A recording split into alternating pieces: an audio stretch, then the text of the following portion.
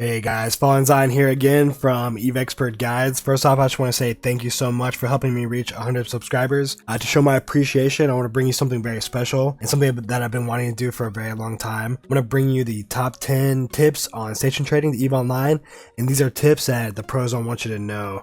I want to give you a different look to Spreadsheet Online, and hopefully these tips will put you on the fast track to becoming an EVE Online tycoon yourself.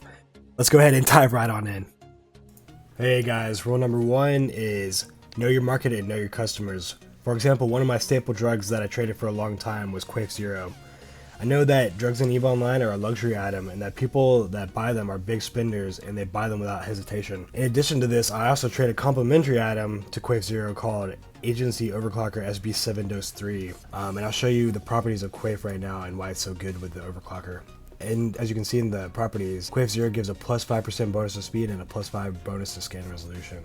Let's go ahead and take a look at the overclocker here. Overclocker gives plus 7% to max velocity. So you can actually use Quake Zero and overclocker together and they actually stack for a overall 12% bonus to speed, which is really, really good. Another reason I was trading Quake, because at the end of the year of last year, it was trading at about 15 million.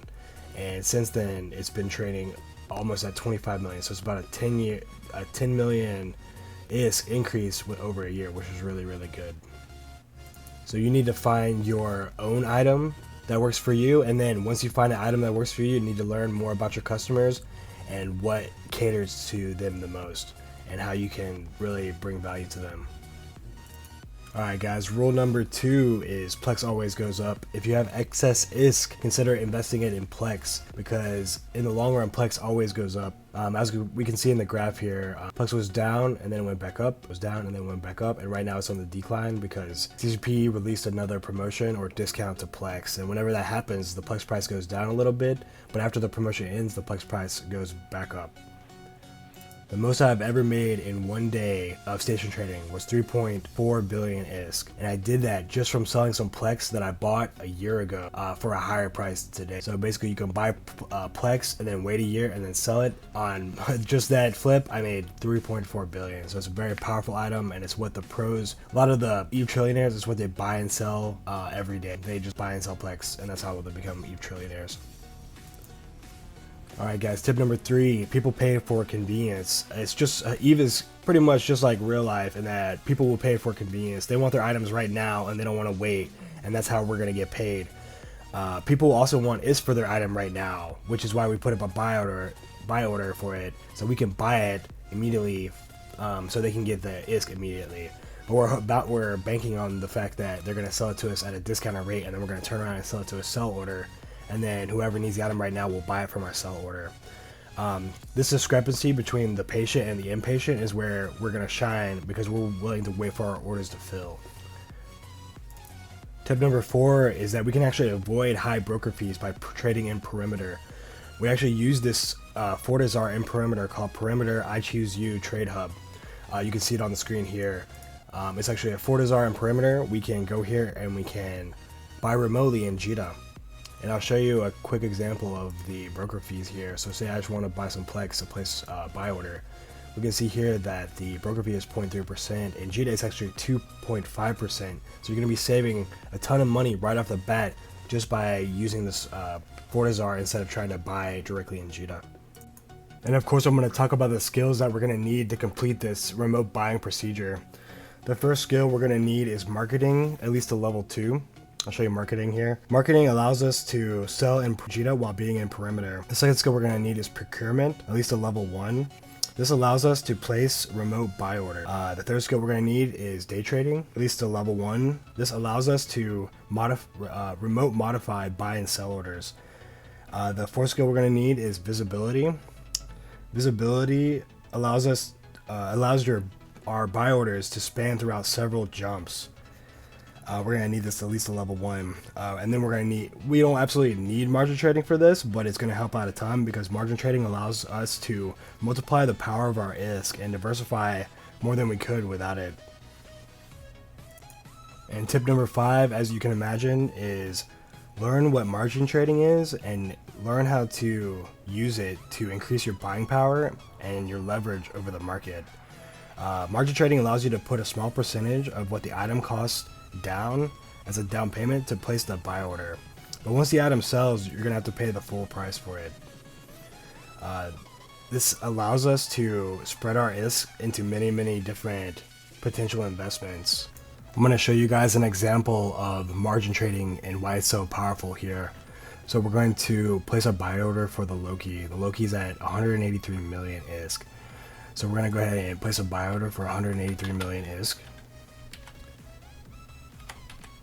201,001. We're going to just make it 1 ISK above the next highest buy order price.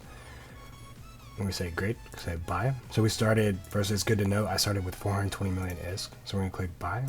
It's gonna put our buy order in. And we can see that it went from 420 million to 361 million. Let's get out our handy dandy calculator here. So 420 minus 361. It's actually 59 million. And so if it only costs us 59 million to place this order for 183 million. That means that it only costs 31% of the total is to put a buy order in that the item actually costs. But once this order fills, I'll have to come up with the remaining money. So it'd be 183 minus 59. So whenever the order finally fills, another 124 million will get sucked out of my balance to pay for the Loki that I just bought. But this allows us to spread our risk over many different asset classes. Hey guys, tip number 6 is learn how to use Zkillboard to find out what items are trending and what is in demand right now. We can do this by going to zkillboard.com, scrolling down the page, and then going to top ships. In top ships, you're going to pick a ship to look at its losses and what kind of modules that it had on it when it exploded. So we're going to select the Loki for this example, and then once the Loki pulls up, we're going to go to losses, and we're going to look at a couple different losses here. We're just going to open them in 2 tabs so we can do a side-by-side comparison. So this is a very expensive Loki, 1.8 billion IS that was lost. So we can see 2 different simulators in this Loki and this Loki. I'll show you right now. This Loki has a Sisters Expanded probe launcher, and this Loki also has a Sisters Expanded probe launcher. So we can safely say that these expanded probe launchers are probably in high demand right now for people who fly the Loki. Another similarity is that they're both using these faction shield extenders. As you can see here, Republic Fleet Large Shield Extender, Republic Fleet Large Shield Extender. So that let's just make a really good educated guess in determining that these Republic Fleet Large Shield Extenders are in high demand, especially if it's on these 2 random Lokis that we just pulled up here. So we can probably go ahead and put buy orders in for the shield extenders and the expanded probe launchers and probably do pretty well trading those items on the market. But yeah, just go and find the top ships that are exploding these days and do a side-by-side comparison. Just look at what items are similar, and that'll give you some good ideas on what to be trading on the market currently. Alright, tip number 7 is never lose ISK. If the price of the sell order for the item that you're buying tanks, then you'll need to sit on it until you can start selling it for a profit again. This could take a week, a month, a year, etc. I learned this tip from the man himself, Warren Buffett. This should be the golden rule of station trading. Do this one thing and you will make money. I'll show you an example of how I might have lost some money here. I was trading these Tengu subsystems, this Tengu core manifold, and I was buying it for 26,500,000. And now the price has declined from when I was selling it before, from 31 million all the way down to 28.5 million. So what I need to do here is I just need to wait for all these orders before me to sell, and I want to sell it at a price that actually makes me a profit, because I'm pretty sure if I sell it at 28.5 million, then I'm actually going to lose some money because I've paid such a high price for it and the market tanked. So I just have to sit on it now and wait for all these items to sell. You can get a pretty good idea about how long that's going to take by going to the price history, and then in the price history you can see the number of units that are traded per day. So this item's between 25 and 50 units per day. So I can safely say that it'll probably take a couple days for all the units in front of me to sell to actually reach mine if nobody else enters the market. So just keep that in mind. If you see that the market has changed significantly since you last put in the buy order and bought some items, you may just have to sit on them and sell them for a price you're comfortable with so that you don't lose money on that deal. Alright guys, tip number 8 is learn how to use the graph to find profitable items quickly.